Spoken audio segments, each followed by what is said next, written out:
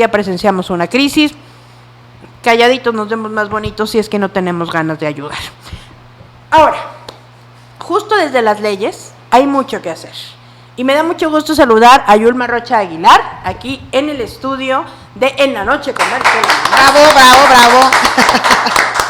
¿Cómo estás, Yulma Rocha? Muy bien, Marisela, buenas noches a todos. ¿Cómo te va? ¿Cómo llegaste? Porque está lloviendo horrible. ¡Qué bárbaro! Pero ya vi que aquí en esta zona está seco y por donde yo vengo está inundado. Pero bueno, pues es Irapuato, ¿no? Sí, caray, está todavía complejo. La infraestructura hace falta. Bueno, Yulma es presidenta de la Comisión de Igualdad de Género en el Congreso del Estado. Tanto que hacer, ¿no, Yulma, en este sentido? Fíjate que sí, pero yo creo que es bien importante primero decir por qué existen las comisiones para la igualdad, ¿no? Porque todavía nos encontramos con quien arquea las cejas y decir, otra vez van a hablar de las mujeres, o hay quien dice, oye, no, si ya les hemos dado tanto como si fuera una concesión, y pues sí, es necesario seguir hablando de las mujeres, porque a pesar de los avances que hay que reconocerlo, en las leyes, en políticas públicas, todavía hay grupos poblacionales que se encuentran en condiciones de desigualdad y discriminación, grupos poblacionales como personas con discapacidad, como tú bien lo acabas de apuntar, grupos poblacionales como de acuerdo a las preferencias sexuales y las mujeres. Y nada más que las mujeres somos más del 50% de la población, un grupo poblacional que tiene condiciones de desigualdad históricas porque culturalmente se nos ha asignado roles, actividades y situaciones por el simple hecho de ser mujeres o basadas en las diferencias biológicas que se han convertido a lo largo de la historia en desigualdades. Hace muchos años recuerdo en el Ayuntamiento de Irapuato cuando empezaron a hacer las primeras comisiones de género, hace ya un buen rato, decían, pongan puras viejas y que se pongan a hacer macramé. Era una ofensa terrible. Y todavía no se logra entender, la verdad es que hace falta mucha información, que aprendamos y desaprender también muchas prácticas, muchas actitudes, aprender del lenguaje inclusivo y creo que en esa dinámica tenemos que estar todos porque es un tema en el cual aprendes diario. Entonces es importante que existan las comisiones para la igualdad porque todavía hay mucho que hacer, todavía hay muchas desigualdades y ejemplos te puedo dar, por ejemplo, en el ámbito laboral, todavía la brecha laboral entre hombres y mujeres es amplia. Hay mujeres que por un trabajo igual que hacen los hombres ganan menos. ¿Y por qué? Pues porque son mujeres. El otro día en la Ciudad de México, ya hace tiempecito, me subí a un taxi y entonces me tocó una mujer conductora. Y entonces me decía que hay veces en que le quieren pagar menos. ¿Por qué? Pues porque es mujer. Oye, pero es que tú no lo necesitas porque tú eres mujer. Y entonces le quieren pagar menos el pasaje que de lo que se cobra tradicionalmente. Por esas circunstancias, pues es porque eres mujer. Entonces, pensamientos tan lamentables como suceden a diario, ¿no? Hay desigualdad, por ejemplo, entre hombres y mujeres en cuanto al tema social. La pobreza le afecta más a las mujeres. En el ámbito económico o laboral, todavía, aunque la incorporación de las mujeres en el mercado laboral ha ido aumentando, todavía hay muchas limitantes y todavía la proporción es baja y más después de la pandemia que le afectó más a las mujeres. ¿Por qué? Porque las mujeres tienen que compaginar ese rol que le ha asignado la sociedad del cuidado de los hijos y el cuidado del hogar. Cuando el cuidado de los hijos y el cuidado del hogar es una tarea compartida, claro, pero socialmente se le ha asignado a las mujeres. Entonces, el ser compatibles estos dos elementos luego es muy difícil y más cuando luego quitan estos programas que ayudan a las mujeres, como por ejemplo las estancias infantiles, que le permiten a las mujeres salir a trabajar sabedoras de que sus hijos están en un lugar seguro. Entonces esas cosas imposibilitan. Y no se diga en el tema de la violencia, ¿no? Hay violencias que les afectan a las mujeres por el simple hecho de ser mujeres, que es la violencia de género en sus múltiples manifestaciones. En la violencia de tipo sexual, la violencia de tipo económica, la física, la psicológica y hasta la más extrema que es un feminicidio. Y entonces ahí te encuentras con estos comentarios que dicen, es lo mismo que maten a un hombre a que maten a una mujer. No, no es lo mismo, la condición es distinta. es lamentable y los dos se tienen que castigar, los dos delitos, pero en el caso del feminicidio, están matando a las mujeres porque son mujeres, ¿sí? A los hombres no los matan por ser hombres, no los mataron porque llegó una mujer y se sintió superior con fuerza y entonces dijo, lo voy a matar. Y en el caso de las mujeres, sí. Sí, claro. ¿Sí? En el caso de que tú planteas, se tendrá que investigar incluso, no solamente como feminicidio, sino a lo mejor como un crimen de odio. Claro. Entonces, ¿pero qué? Por el simple hecho de ser mujeres, porque hubo que además, un hombre... fíjate, resulta indignante, teniendo lo que, como base lo que estás diciendo, las autoridades sin investigar más nada, que a lo mejor en Jalisco son muy eficientes y ya rápido lo hicieron, dicen, feminicidio, fue su expareja.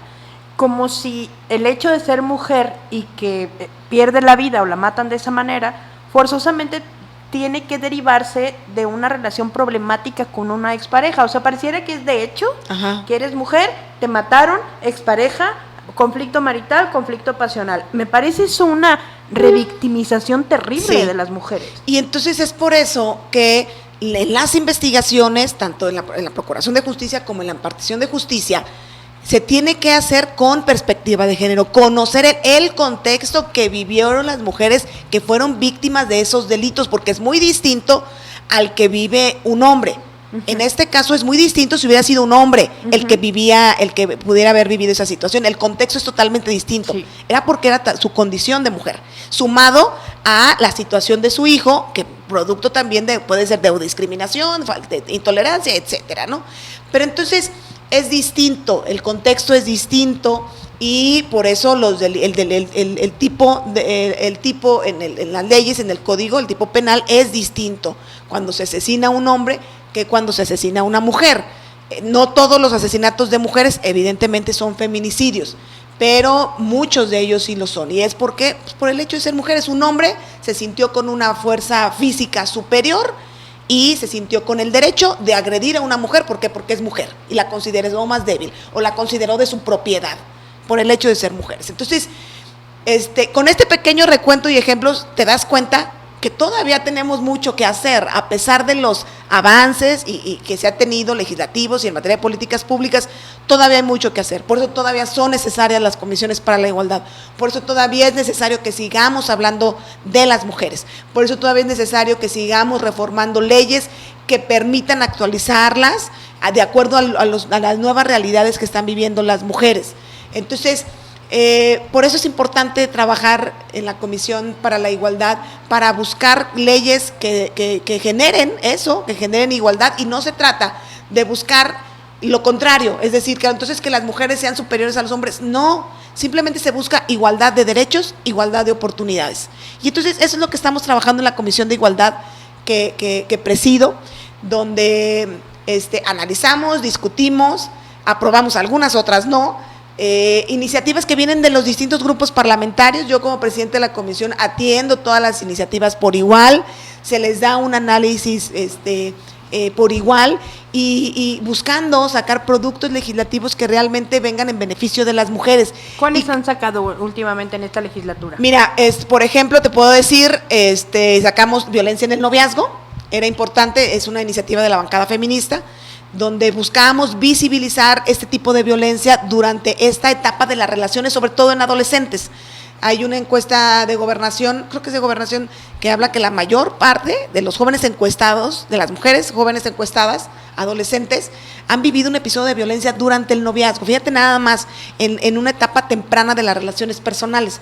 Si no se visibiliza, si no se habla de esto, esta violencia va a ser transmitida a las relaciones ya más formales, como es el matrimonio, las relaciones en pareja. Entonces, es bien importante que desde las edades tempranas, cuando los jóvenes están experimentando las relaciones interpersonales, sepan las mujeres que no pueden permitir ningún tipo de violencia, y si son víctimas de ello, hay instancias que deben o deberían protegerlas para evitar que no culmine en una tragedia como un Hoy ya feminicidio. ¿Se puede penalizar o castigar la violencia en el noviazgo? Fíjate que es parte de el Código Penal, incluso habla de la violencia en el noviazgo como un elemento para la violencia, para otro tipo de violencia que ya está tipificada. Por ejemplo, en la parte del feminicidio, que hay luego antecedentes de violencia previa que ha vivido la mujer con el agresor y que es un elemento para tomarlo en cuenta. Por eso la necesidad de que estuviera en la ley de acceso, para que se visibilizara y que las autoridades, que son las ejecutoras de la ley, pues generen políticas públicas, programas, como por ejemplo, Juventudes se llama, creo que era esta institución de gobierno del Estado que genera políticas públicas para los jóvenes. Es importante que genere programas de prevención de violencia en el noviazgo. Aprobamos exhortos, por ejemplo, para que los gobiernos y los poderes incorporen el principio de paridad en sus estructuras. Porque hoy, si tú le echas un vistazo a los gobiernos municipales, no hay un gabinete paritario, ni siquiera en el gobierno estatal. En el gobierno estatal que hay 2 mujeres, creo, que es la de... Hablando de los gabinetes. Hablando de los gabinetes, Medio solamente 2 ambiente y secretarías. Y en los gobiernos municipales, menos, ¿sí? Y luego no es garantía de que cuando llega una mujer a la presidencia municipal, no es garantía de que vaya a trabajar por otras mujeres, y tenemos casos muy claros. Habrá que decirlo, la única de las que nos contestaron, de las presidentes municipales que contestaron que tienen un gobierno paritario es, por ejemplo, León. Alejandra Gutiérrez tiene un gobierno paritario y hay otros 2 municipios, creo que Jaral, creo, no recuerdo el otro, pero la mayoría de los municipios no es tema para ellos, no es su agenda, para ellos no hay mujeres. Entonces es importante que lleguen las mujeres a los espacios de decisión para que incorporen la agenda de las mujeres en las políticas de gobierno. Entonces aprobamos ese exhorto, aprobamos, por ejemplo, las medidas de protección para las mujeres que son víctimas de violencia, donde se busca que éstas se amplíen hasta que prácticamente pase el peligro de las mujeres, la protección para sus hijos y para ellas. Hay alrededor de 30 medidas de protección mínimo que va desde sacar a las mujeres del lugar donde están sufriendo violencia y tenerlas en un refugio, ellas y sus hijos, dotarles de seguridad pública para evitar que el agresor siga o continúe con la violencia. Hay otros mecanismos tecnológicos como de geolocalización. ¿Todas esas medidas fueron aprobadas ya? Ya están desde la ley general y ya están en la ley local. Porque a mí también me preocupa, volviendo al caso que vamos a tomar como ejemplo, el de Luz Raquel en Guadalajara. Que no le generaron ninguna medida de protección a pesar de que denunció. Exacto, o sea, ella fue a pedirla. Fue a pedir una medida, fíjate. Ya le habían aventado ácido hace cosa de meses. Y entonces le habían lastimado un seno porque se lo quemaron. Con esas pruebas fue a presentar una denuncia y le negaron la medida, le negaron la protección y luego le pintan las paredes de su casa, le dicen te vamos a matar, te vamos a hacer esto, las paredes de afuera de su casa. Con esas fotografías va y les dice es que me está pasando esto con mis vecinos, señala directamente al vecino.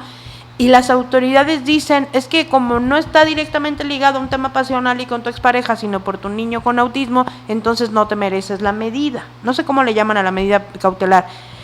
A mí me preocupa mucho, Yulma, que en Guanajuato haya una mujer que vaya a pedir ayuda por cualquier tipo, por un crimen de odio, por un tema de odio, por un tema de violencia, por un tema de lo que sea, que las autoridades ya estén advertidas y que no haya mecanismos legales para protegerlas.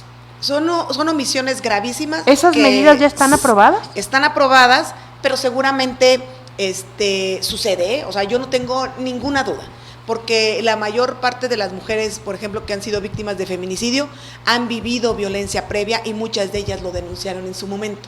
Entonces, hay una omisión institucional gravísima que, insisto, todavía las autoridades no se dan cuenta de la gravedad de lo que significa la violencia contra las mujeres.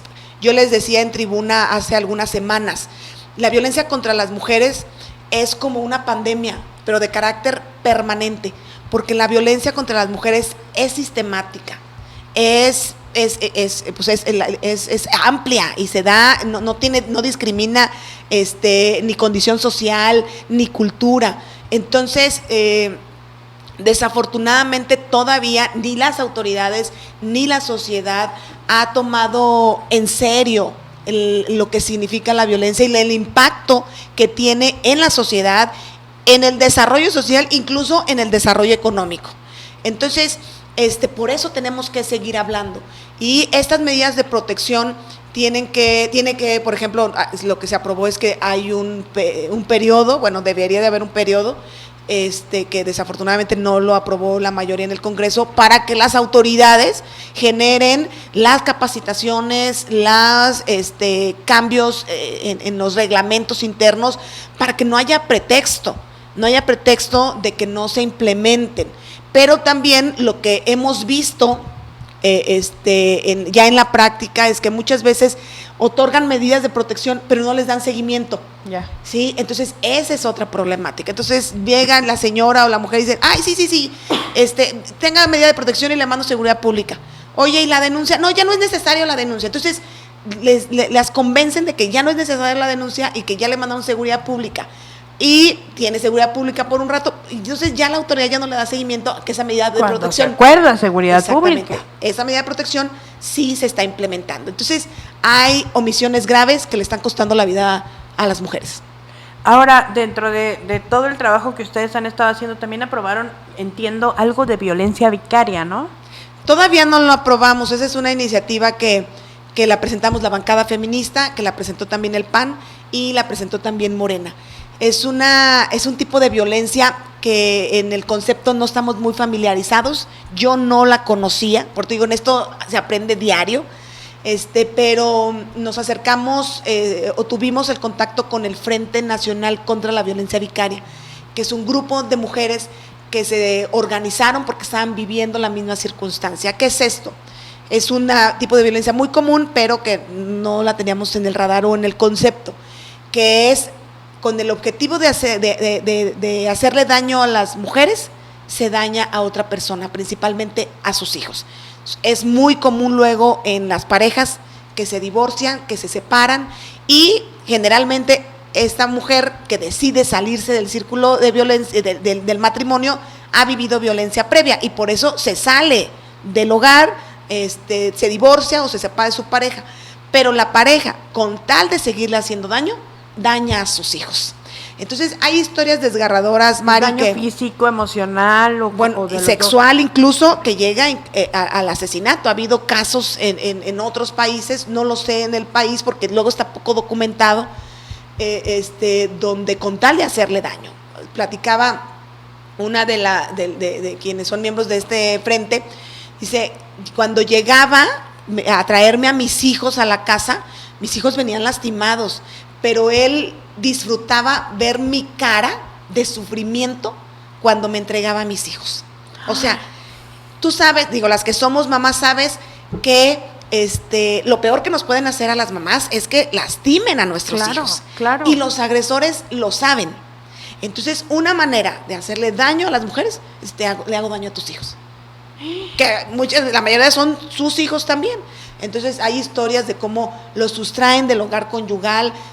Había una señora, una mamá, dice, trajo a mis hijos viviendo en el carro durante meses, mis hijos sin comer, haciéndoles daño psicológico y físico porque sabía que eso me iba a lastimar a mí. Entonces aquí hay un doble tipo de violencia, a las mujeres y a los hijos. Entonces, está en discusión, se fue a distintas comisiones y pues bueno, se busca reformar desde la ley de acceso, la ley, el Código Penal y el Código Civil. Entonces es parte del trabajo que estamos haciendo en la Comisión de Igualdad y que no se acaba porque van a seguir surgiendo los temas de las mujeres, se tiene que actualizar el marco jurídico, pero no solamente eso, es darle seguimiento a que esas leyes pues realmente se apliquen, ¿no? Sí, porque a ustedes les toca hacer las leyes, ¿no? Ejecutarlas ya les toca a otra instancia. Como diputados, como diputadas, ¿son vigilantes de que esto sí se aplique?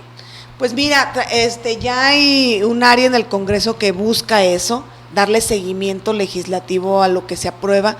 Es complicado, para nosotros es complicado el que se haga, y luego te encuentras con autoridades omisas, ¿no? Que dentro de la lista de obligaciones el tema de las mujeres está hasta el último, no es prioritario.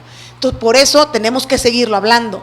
Por eso, aunque no sea motivo de una reforma legal, lo necesitamos seguir poniendo en la agenda pública para mover un poco las conciencias y que los municipios cumplan con lo mínimo indispensable que deben de tener, por ejemplo, porque me parece que hay muchas omisiones en los municipios, mucho desconocimiento, es parte también del desconocimiento, y que debemos de, pues, de seguir trabajando y de seguir haciendo estas campañas de sensibilización para que quienes lleguen a los espacios de decisión traigan la agenda de las mujeres. Y estar pendientes y avisar, y como lo decía hace ratito, ¿no? Si en el caso, por ejemplo, hablabas de una crisis con un niño, pero si escuchamos a una mujer que le están pegando dentro de una casa o que le están gritando, no lo normalicemos, eso no puede ser normal. Hablemos a la autoridad, toquémosle la puerta, preguntémosle qué pasa. Pareciera que nos da cosa de preguntarle porque, yo por qué me meto, ¿no? O porque no me vaya a meter en un problema. Digo, en un problema está ella, y si fuéramos más empáticos seguramente podríamos evitar que algo más grave le pase. Claro, y la violencia contra las mujeres no es un asunto privado, es un asunto de interés público, y aunque se esté dando dentro de 4 paredes, es un asunto de carácter público. Entonces tiene que atenderse, y hoy es grave. Guanajuato ha aumentado todos los delitos que van de las que son víctimas las mujeres. Ha aumentado la violencia familiar, ha aumentado la violación, ha aumentado el abuso sexual, ha aumentado el hostigamiento, ha aumentado el acoso sexual. Entonces eso te da cuenta de la gravedad y que algo está sucediendo. No solamente, no es esa justificación que lo dicen las autoridades, es que ahora hay más denuncia y hay confianza en las autoridades. No es cierto, la gente no tiene confianza en la fiscalía. ¿Sí? ¿Y qué podrá se están ser dando eso, más casos? eso que está aumentando estos delitos? Pues mira, parte es que se denuncia más, pero otro es la impunidad, ¿sí? O sea, el agresor se siente impune, no pasa nada, no sucede nada. Ya. Entonces, pues bueno, es parte del círculo vicioso de la violencia, la impunidad. Muy bien. No se van a saber castigados. Y al no saberse castigados, pues se siguen cometiendo ese tipo de agresiones, mi abuelita, y de China delitos. Libre. Es correcto, se siguen cometiendo. ¿No? Entonces, Yulma Rocha, pues muchas gracias por haber venido. Oye, ¿ya fuiste a San Pancho Café? No he ido. Está en Pénjamo, ¿sí sabes cuál es? Sí sé cuál es, de nuestro amigo Luis Valle, que le mandamos un saludo. Fuiste tema de conversaciones, de que fuimos. Sí, a ver, espero que hayan hablado bien. Muy bien. Y si hablaron mal, no es cierto. Se expresó de ti de una manera extraordinaria, Luis Valle. Y dijo que eras una mujer muy disciplinada, ¿verdad? Dijo, muy estudiosa, muy estudiosa. Dijo que eras muy estudiosa, que eras muy disciplinada, que eras exigente, que como jefa eras exigente, pero así lo que me acuerdo que resaltó mucho fue que eras muy estudiosa. Ay, qué lindo, Luis, gracias.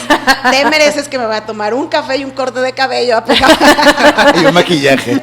Oye, ya aprovechando el café, el corte de cabello, el maquillaje. Es que hay que decirles que Luis Valle es un amigo, un compañero de Pénjamo, pero que colaboró conmigo.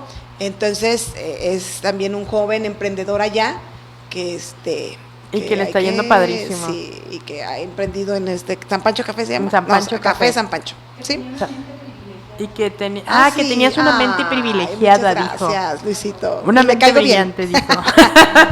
Pero hay que ir a Pénjamo, porque en Pénjamo hay cosas, hay lugares a donde ir padres. Está y aparte la comida, las gorditas esas del mercado. ¿Sabes qué? Mira, San Pancho Café es uno de ellos, y un domingo por la mañana, un sábado por la mañana, voy a ir. que ya abre de lunes a domingo los almuerzos. Domingo cerrado.